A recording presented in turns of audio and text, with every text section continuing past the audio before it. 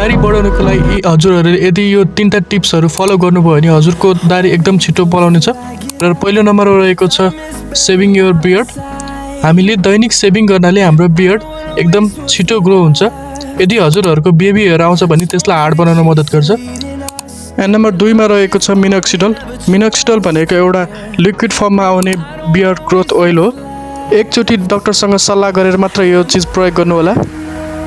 यसको केही ड्रप्सहरू हातमा लिएर गालामा मजाले फैलाएर मसाज गरेर 1 घण्टापछि धुनु होला।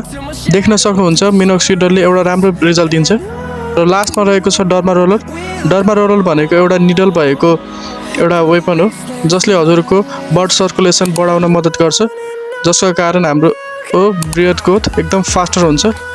यसको पनि एकदम राम्रो लाभकारी रहेको छ। र लास्टमा प्याची बियर्डको यो स्टाइल्सवाला भिडियो हेर्न नभुल्नु होला।